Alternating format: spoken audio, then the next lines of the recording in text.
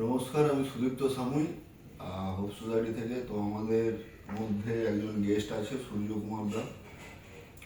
তো উনি আমার সাথে, ওনার পরিচয় প্রায় 5 বছরের, তাই তো? 5 বছরের। আর নিয়মিত যোগাযোগেই আছেন। পেশাগতভাবে উনি একজন ফার্মার, প্রচুর পরিশ্রম করেন। মানে আমি ওনার ভালো থাকা দেখেছি, মানে উনি আমার এখান থেকেই ভালো আছেন। আর ভালো থাকার সম্পর্ক যেমন হয় ঠিক তেমনই ওনার মুখ থেকেই ওনার জীবনীটা শুনবো, ওনার লাইফের প্রবলেম, স্ট্রাগল। তো সূর্যদা, তো বলো আমাদের দর্শকদের কিছু।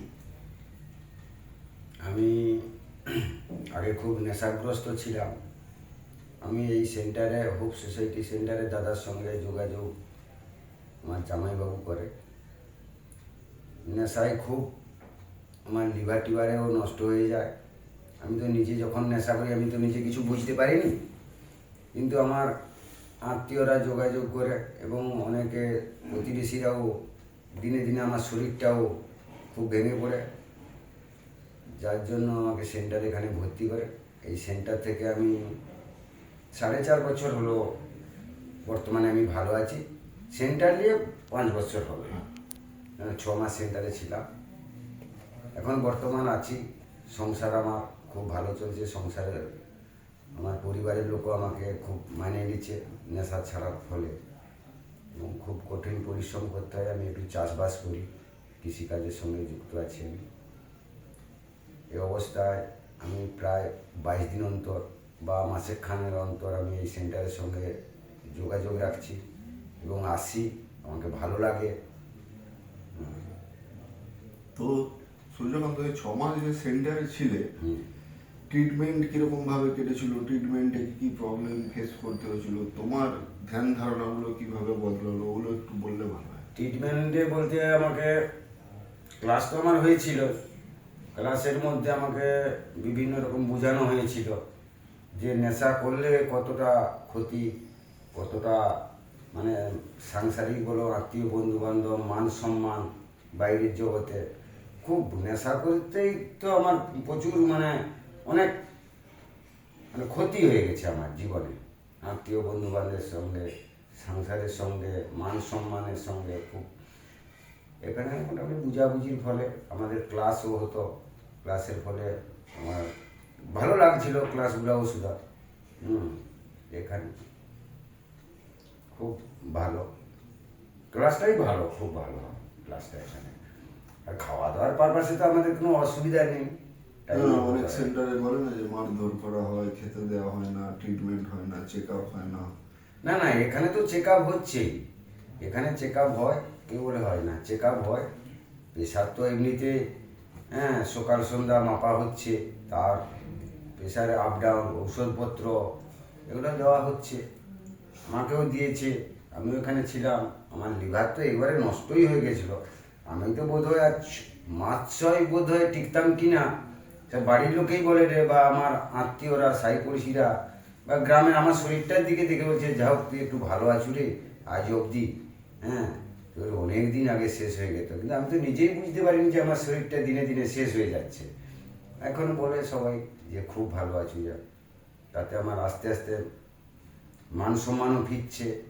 আত্মীয় বন্ধু বান্ধবের সঙ্গে যেটা একটা ছিল, সম্পর্ক একটু দূরে দূরে ছিল, সেগুলো সম্পর্ক খুব ঘনীভূত হচ্ছে।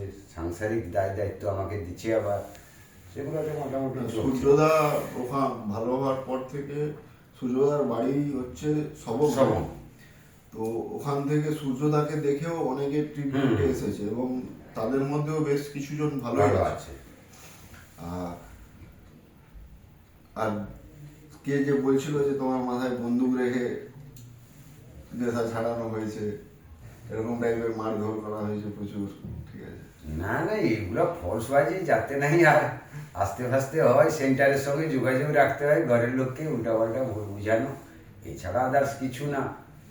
আমি একটা ছেলে ভালো আছি, আর সেখানে আরেকজন যে ভুল বুঝানো হচ্ছে সেগুলা। তোমার দেখা কতজন তোমার তোমার সাথে যারা ট্রিটমেন্টে ছিল বা পরে কতজন ভালো আছে? আমার সঙ্গে ট্রিটমেন্টে তো আপাতত অনেকে, আমি তো আসার যোগাযোগটাই রাখতেছি, আমি তো দেখছি অনেকে অনেকে ভালো আছে, অনেকে আমার ঝাড়গ্রাম থেকে, গড়বেতা থেকে, আমার সবং থেকেও আমি নিজে ভালো আছি, যার জন্য আমিও কিছু ছেলে এখানে ভর্তি করছিলাম, তারাও কিছু ভালো আছে। হ্যাঁ, তো তাদের সাথে কথাবার্তা হ্যাঁ হয়? কথাবার্তা হয়, ফোনে যোগাযোগ হয়, এরা ভালো আছে। আমি এগরা থেকেও ছেলে আনছিলাম, তারাও যোগাযোগ রাখছে আমার সঙ্গে। ফোনে কথা হয়। আমি দেখেছি সবাই কিন্তু দাদার এই ভালো থাকার পারপাসে, মানে পেশামুক্ত সমাজ গড়া নিয়ে একটা ভালো ভূমিকা পালন করে যাচ্ছে। মানে পরিচিত, নিজের এলাকায় পরিচিত যে এই দাদার কাছে গেলে সঠিক ইয়েটা পাওয়া যাবে, ঠিক আছে? তো এলাকার লোকও আজকের ডেটে কিন্তু সূর্যদাকে মানে হ্যাঁ, এই যথেষ্ট এই সম্মান করে। এই বিষয়টাতে।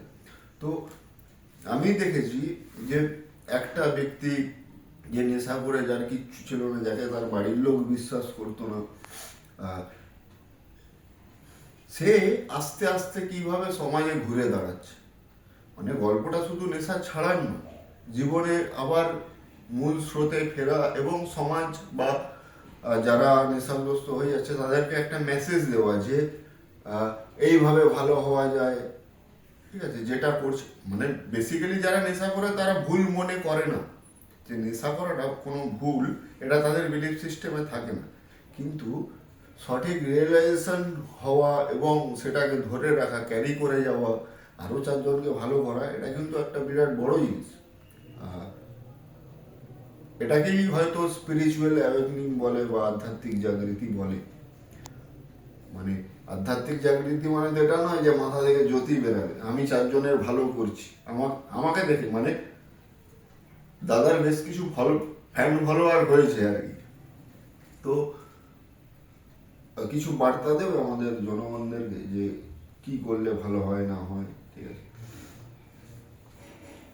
বার্তা বলতে কিভাবে বার্তাটা দেব, বার্তা আমি যেমন ভালো আছি, যোগাযোগ আমার সেন্টারের সঙ্গে যোগাযোগ করলে তো অবশ্যই ভালো। আমাদের সেন্টারে বিভিন্ন মোবাইলে তো বড় অ্যাপস আছে, আপনাদের নাম্বার আছে, সেখানেও যোগাযোগ করতে পারেন। আর আমার তো নাম্বার পাবে না, আমার স্থানীয়ভাবে নাম্বার থাকে, আমার সঙ্গে যোগাযোগ করে আমিও সমাজের সঙ্গে একটা ভালো একটা কাজের সঙ্গেও বিভিন্ন লোকের পারিবারিক কারোর কোনো সমস্যা, হ্যাঁ কারোর অসুবিধা আমাকে খুঁজে, কিন্তু আমাকে এখন খুব ভালো লাগে, আমার নিজেকেও খুব ভালো লাগে, খুব ভালো লাগে। খুব ভালো লাগলো সূর্যদার সাথে কথা বলে।